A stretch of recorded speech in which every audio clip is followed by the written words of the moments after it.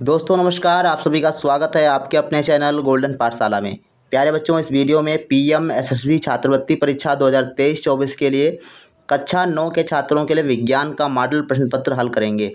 प्यारे बच्चों, अगर बात करें आपके सिलेबस की, तो सिलेबस में विज्ञान के 25 प्रश्न पूछे जाते हैं, सामाजिक के 25 प्रश्न, 20 प्रश्न आपके जीके और करंट अफेयर और 30 प्रश्न गणित के पूछे जाते हैं। बात करें पूरे, तो आपके 100 प्रश्नों का पेपर होता है, ये आपको ध्यान रखिएगा। इस वीडियो में विज्ञान के 25 प्रश्नों को हल करेंगे। तो आइए शुरू करते हैं वीडियो को आप लास्ट तक जरूर देखिएगा। साथ ही चैनल पर नए हो चैनल को सब्सक्राइब करें और वीडियो को अपने दोस्तों के साथ जरूर शेयर करें। आइए देखते हैं, पहला प्रश्न आपका दिया गया है, ऊष्मा के संचरण की विधियां हैं। तो ऊष्मा के संचरण की विधियां कौन कौन सी हैं? ऑप्शन है चालन, ऑप्शन बी संवहन, ऑप्शन सी विकिरण, ऑप्शन डी उपर्युक्त सभी। तो प्यारे बच्चों, इसका सही आंसर है उपर्युक्त सभी। चालन विधि द्वारा ठोस में ऊष्मा का संचरण होता है, ध्यान रखिएगा, बहुत इंपॉर्टेंट प्रश्न है। संवहन विधि द्वारा द्रव में ऊष्मा का संचरण होता है और विकिरण विधि द्वारा बात करें तो वातावरण गर्म होता है। ठीक, तो ये चीज़ें आपको ध्यान रखनी है। इसके बाद है प्रश्न संख्या 2। यह कहता है कि ऊष्मीय प्रसार अधिक होता है ठोस में, गैसों में, द्रवों में, सभी में समान प्रकार से। तो बच्चों सही आंसर है बी ऑप्शन, गैसों में ऊष्मा का प्रसार सर्वाधिक होता है। इसके बाद प्रश्न संख्या 3 की बात करेंगे। रेशम का रेशा उत्पादित होता है ऊंट से, भेड़ से, रेशम कीट से, उपर्युक्त सभी। तो इसका बच्चों राइट आंसर क्या है? आप सभी लोग कमेंट सेक्शन में जरूर करते चलें। जो भी छात्र NMS एग्ज़ाम 2023-24 की तैयारी कर रहे हैं, तो वो भी इस वीडियो को ज़रूर देखेंगे, क्योंकि काफ़ी इंपॉर्टेंट प्रश्न आपकी परीक्षा के लिए भी हैं।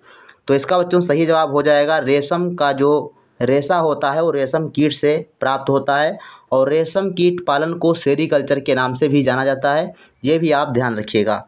इसके बाद है प्रश्न संख्या 4। प्रश्न संख्या 4 कहता है कि वर्षा मापी यंत्र यानी रेन गेज जो होता है से मापते हैं।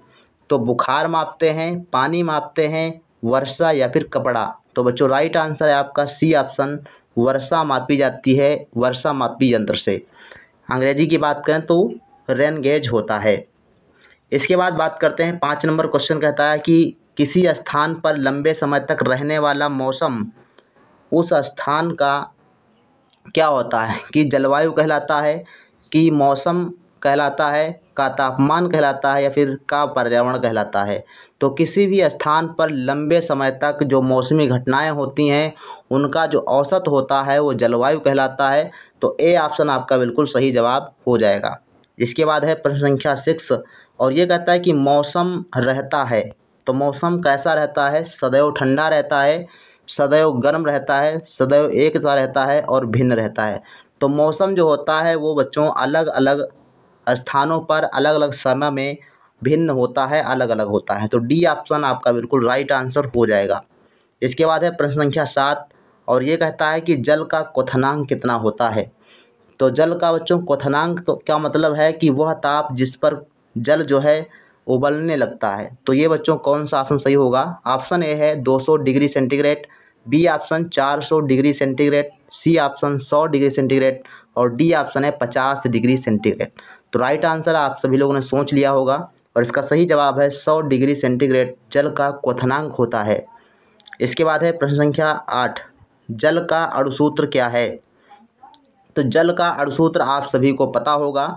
ए ऑप्शन है H2O, HCl, H2SO4, H2Cl। तो राइट आंसर इसका बच्चों हो जाएगा, जल का जो अणुसूत्र होता है वो H2O होता है। यानी ये आप H2O याद रखिएगा, जल का अणुसूत्र होता है। और HCl जो दिया गया है ये है हाइड्रोक्लोरिक अम्ल और जो H2SO4 है ये सल्फ्यूरिक अम्ल होता है। तो इसको भी आप ध्यान रखिएगा। प्रश्न संख्या 9, समुद्री जल होता है। ऑप्शन ए है मीठा, ऑप्शन बी खारा, ऑप्शन सी खट्टा और ऑप्शन डी है उपरोक्त सभी। तो इसका बच्चों सही जवाब हो जाएगा आपका, समुद्री जल कैसा होता है? तो खारा होता है, बी ऑप्शन आपका सही जवाब हो जाएगा। 10 नंबर प्रश्न कहता है कि इनमें से कौन एक कोशिकीय जंतु है? तो कौन सा एक कोशिकीय जंतु है? अमीबा, पैरामीशियम, उपर्युक्त दोनों या इनमें से कोई नहीं। तो एक कोशिकीय जीव की बात करेंगे तो ये दोनों आपके हो जाएंगे, तो सी ऑप्शन आपका सही जवाब हो जाएगा।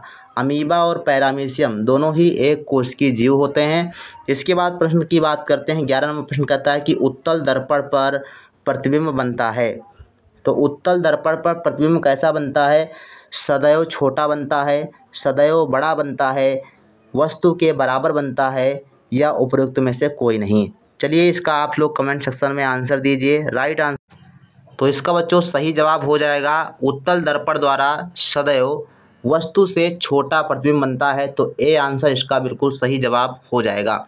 इसके बाद है प्रश्न संख्या 12 कहता है कि सूर्य का प्रकाश पृथ्वी पर पहुंचने में कितना समय लगता है? ऑप्शन है आपके पास 8 मिनट, बी ऑप्शन है 10 मिनट, सी ऑप्शन है 8 मिनट 16 सेकेंड, या फिर डी ऑप्शन है 20 मिनट। तो सही जवाब आप सभी को आता होगा, C answer is the right answer. 8 minute 16 second में पृथ्वी पर सूर्य का प्रकाश पहुंचता है।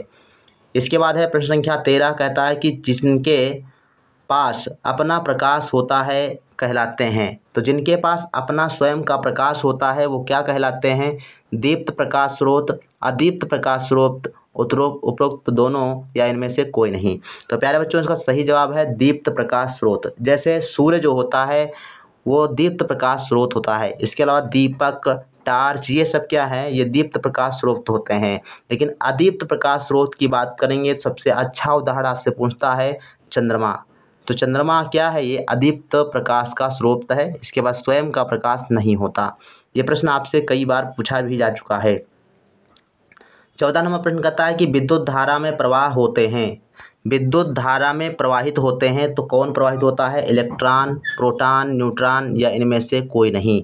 तो विद्युत धारा में इलेक्ट्रॉनों का प्रवाह होता है। ए ऑप्शन आपका बिल्कुल सही जवाब हो जाएगा।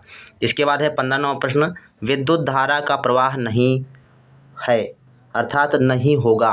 विद्युत धारा का प्रवाह किस में नहीं होता है? तांबे में, लोहे में, एल्युमिनियम में, या सूखी लकड़ी में। तो विद्युत धारा का प्रवाह डी ऑप्शन सूखी लकड़ी में नहीं होता। तो इसका आंसर बच्चों डी ऑप्शन हो जाएगा। इसके बाद है 16 नंबर प्रश्न, पवन का वेग बढ़ाने पर वायु का दाब क्या होता है? बढ़ जाता है, कभी घटता है, कभी बढ़ता है, घट जाता है, या कोई परिवर्तन नहीं होता। तो जब पवन का वेग बढ़ जाएगा तो वायु दाब सदैव क्या होता है? घट जाता है। सी ऑप्शन आपका सही जवाब हो जाएगा। 17 नंबर प्रश्न कहता है कि पादपों से प्राप्त रेशे हैं। पादपों से प्राप्त रेशे कौन कौन से हैं? ऑप्शन है आपके पास सन, बी ऑप्शन है कृत्रिम रेशा, सी ऑप्शन है ऊन, और डी ऑप्शन है पॉलिस्टर। तो पादप मीन्स होता है पौधे, और पौधे से बच्चों पटसन प्राप्त होता है, और पटसन से सन बनाया जाता है। तो ये आपका ए आंसर बिल्कुल सही जवाब हो जाएगा। कृत्रिम रेशे जो होते हैं वो मानव निर्मित होते हैं, और ये प्लास्टिक से के सेलोज से बनाए जाते हैं। ऊन आपका जो होता है ये भेड़ों से या फिर बकरियों से प्राप्त होता है। और डी ऑप्शन ए पॉलिस्टर, ये कृत्रिम रेशा दिया गया है। तो option number A is the right answer. 18 number प्रश्न कहता है कि निम्नलिखित में से जुगाली करने वाला जंतु कौन सा है? तो जुगाली करने वाला जंतु कौन सा होता है? वह जंतु जो घास खाते हैं वह जुगाली करते हैं। घास खाते हैं वही जुगाली करते हैं। तो ये बच्चों ऑप्शन में आपका दिया गया कुत्ता, हाथी, बिल्ली और गाय। तो राइट आंसर बच्चों इसका हो जाएगा डी ऑप्शन। गाय जो होती है वो जुगाली करने वाला जंतु होता है। D option is the right answer. इसके बाद है प्रश्न संख्या 19, छोटी आंत की लंबाई होती है। ऑप्शन आपके पास है 7.5 मीटर, 8.5 मीटर, 7.5 सेंटीमीटर, या फिर 7.5 सेंटीमीटर। तो इसमें बच्चों आपका राइट आंसर क्या हो जाएगा? छोटी आंत की लंबाई 7.5 मीटर होती है। ए ऑप्शन इसका बिल्कुल राइट आंसर हो जाएगा। 20 नंबर प्रश्न कहता है कि मृदा, यहाँ पर मदा नहीं होगा, मृदा होगा। और मृदा सभी सजीवों के लिए उपयोगी है, अनुपयोगी है, केवल पौधों के लिए उपयोगी है, केवल जंतुओं के लिए उपयोगी है। तो राइट आंसर क्या होगा बच्चों? तो मृदा जो होती है ये उपयोगी होती है और सभी के लिए उपयोगी होती है, चाहे पौधे हों या फिर चाहे जंतु हों। तो इसका राइट आंसर आपका हो जाएगा ए ऑप्शन, उपयोगी होती है। सभी सजीवों के लिए क्या है? उपयोगी होती है। इसके बाद है प्रश्न संख्या 21, और ये कहता है इनमें से परजीवी है। तो परजीवी कौन सा है? घटपर्णी, रेफ्लेक्सिया, अमरबेल या वीनस फ्लाई टैप। इसका बच्चों राइट आंसर है जो अमरबेल होता है ये आपका परजीवी होता है।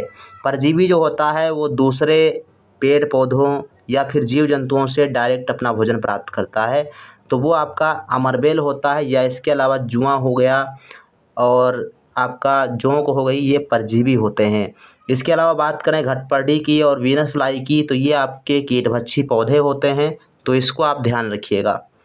22 नंबर प्रश्न कहता है कि पौधे में जल व खनिज लवण ले जाती हैं जाइलम वाहिकाएं, फ्लोएम वाहिकाएं, दोनों, इनमें से कोई नहीं। तो जल का बच्चों जाइलम के द्वारा जो अवशोषण होता है वो होता है, और फ्लोएम के द्वारा जो पत्तियों में भोजन बनता है वो पौधे के विभिन्न भागों में पहुंचाया जाता है। तो ध्यान रखिएगा, फ्लोएम जो होता है वो भोजन का परिवहन करता है और जाइलम जो होता है वो जल का परिवहन करता है। 23 नंबर प्रश्न आपका देखो पूछा गया कि अपना भोजन बनाने में समर्थ होते हैं। तो अपना भोजन स्वयं बनाने में कौन समर्थ होते हैं? पशु, मनुष्य, हरे पौधे, पक्षी। तो राइट आंसर है हरे पौधे बच्चों भोजन बनाने में समर्थ होते हैं। 24 नंबर प्रश्न है हमें सूर्य की हानिकारक पराबैंगनी किरणों से बचाती है। तो सूर्य की जो पराबैंगनी किरणें होती हैं उनसे बचाने के लिए ओजोन परत होती है। ए आंसर इसका बिल्कुल सही जवाब हो जाएगा। इसके बाद प्रश्न संख्या 25 कह रहा है कि रासायनिक परिवर्तन है। अब यहाँ से परिवर्तन से एक प्रश्न पूछा गया, रासायनिक परिवर्तन है मोम का पिघलना, जल का वाष्प में बदलना, बर्फ़ का पिघलना या दूध का फटना।